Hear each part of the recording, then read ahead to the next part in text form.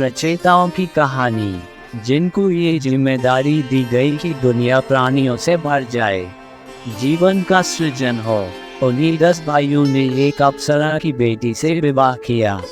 पृथु के वंशजों में प्राचीन वर्ही नामक राजा थे, जिन्होंने समुद्र की पुत्री सवर्णा से विवाह किया था।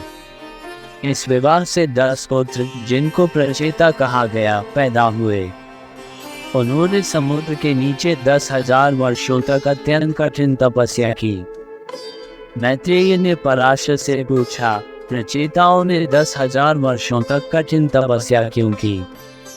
पराशर ने आगे जवाब दिया, ब्रह्मा ने प्राचीन वर्ही को यह सुनिश्चित करने के लिए कहा था कि दुनिया लोगों से भरी हो, और प्राचीन वर्ही ने ये कार्य अपने पुत्रों को सौंप दिया। लेकिन प्रचेताओं को यह नहीं पता था कि इस कार्य को कैसे किया जाए। उनके पिता ने उन्हें विष्णु से प्रार्थना करने को कहा, क्योंकि विष्णु ने सभी समस्याओं का समाधान बताया था। विष्णु को प्रणाम करने के बाद ही ब्रह्मा ने मूल सृष्टि की शुरुआत में ब्रह्मांड का निर्माण किया। अपने पिता की आज्ञा सुनकर प्रचेताओं ने 10,000 वर्षों तक प्रार्थना की। जब 10,000 वर्ष पूरे हो गए तो विष्णु अपने वाहन गरुड़ के शीर्ष पर उनके सामने प्रकट हुए। उन्होंने उन्हें वरदान दिया और प्रचेताओं ने उनसे दुनिया पर शासन करने में सक्षम होने की मांग की।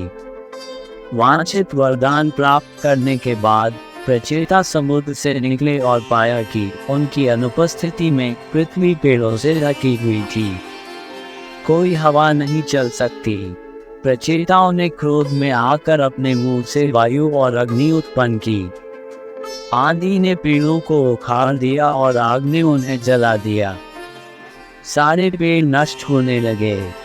वृक्षों का राजा सोम ऐसा होना सहन नहीं कर सका। वह दौड़कर प्रचेताओं के पास गया और उन्हें मनाने की कोशिश की। मारिशा नाम की एक सुंदर स्त्री थी, जो वृक्ष से उत्पन्न हुई थी और जिसका पालन पोषण सोम ने किया था। सोम ने मारिशा का विवाह प्रचेताओं से करने की पेशकश की। उन्होंने उनसे वादा किया कि उनका पुत्र दक्ष पैदा होगा, वह दुनिया पर राज करेगा। सोम ने प्रचेताओं को मारिशा के जन्म की कहानी भी सुनाई। कई वर्ष पहले कंडू नामक एक ऋषि हुआ करते थे। ये ऋषि गोमती नदी के तट पर कठिन तपस्या कर रहे थे। उसे परेशान करने के लिए इंद्र ने प्रमलोचा नामक एक अप्सरा को भेजा। कंडू को उससे प्यार हो गया। उसने उससे शादी की और मंदाना के पहाड़ों की एक घाटी में 100 साल से अधिक समय तक उसके साथ रहा। जब 100 वर्ष से अधिक समय बीत गया तो अप्सरा ने स्वर्ग लौटने की इच्छा की। लेकिन कंडू ने कहा, कुछ देर और रुक जाओ। प्रमलोचा फिर वहां लगभग 100 वर्षों से अधिक समय तक रही और इन 100 वर्षों के बीत जाने के बाद स्वर्ग लौटने की इच्छा की। लेकिन कंडू ने फिर कहा, कुछ देर और रुक जाओ, और ये सिलसिला लगातार चलता रहा। कई वर्ष बीत जाने के बाद कंडू को होश आया। उन्होंने कहा, पत्नी, पूरा एक दिन खत्म हो गया है। अब शाम हो गई है, मुझे प्रार्थना करने दीजिए। एक दिन प्रमलोचा ने कहा, क्या तुम्हें पता नहीं है कि मुझसे शादी किए हुए 987 साल, 6 महीने और 3 दिन बीत चुके हैं? इससे कंडू को एहसास हुआ कि क्या हुआ था। वह अपनी तपस्या में वापस चले गए और प्रमलोचा को स्वर्ग लौटने की अनुमति दे दी। स्वर्ग की ओर जाते समय प्रमलोचा ने पेड़ों के पत्तों पर अपना पसीना पोंछा। वह एक बच्चे को जन्म दे रही थी और बच्चा पसीने के साथ बाहर आ गया और पेड़ों के पास छोड़ दिया गया। यही वह बच्ची थी जो बड़ी होकर मारिशा बन गई। पूर्व जन्म में मारिशा का विवाह एक राजा से हुआ था, लेकिन जब मारिशा बहुत छोटी थी तभी राजा की मृत्यु हो गई थी। युवा विधवा ने विष्णु से प्रार्थना की थी और विष्णु उसे वरदान देने के लिए सहमत हो गए थे। विधवा ने वरदान चाहा था कि उसे ब्रह्मा जैसा पुत्र मिले और उसे कई जन्मों में अच्छे पति मिले।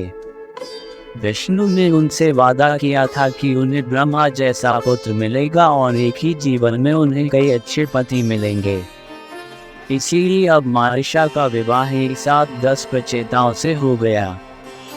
इसके परिणाम स्वरूप दक्ष का जन्म हुआ। वही दक्ष जो पहले ब्रह्मा के पुत्र थे। दक्ष की 60 पुत्रियां थीं। उनमें से 10 का विवाह धर्म से, 13 का कश्यप से, 27 का चंद्र से, 4 का अरिष्टनेमि से, 2 का अंगिरसा से और 2 का कृषा से हुआ था। कश्यप की 13 पत्नियां अदिति, दिति, दनु, कला, अरिष्टा, सुरसा, सुरभि, विंता, ताम्रा, क्रोधवशा, इरा, कद्रु और गुनी थी। कश्यप और दिति के 2 बलवान पुत्र थे, हिरण्यकशिपु और हिरण्याक्ष। हिरण्यकशिपु के पुत्र अनुलाद, हलाद, प्रहलाद और संलाद थे।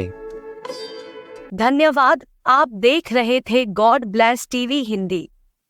हमारे साथ जुड़ने के लिए सब्सक्राइब अवश्य करें।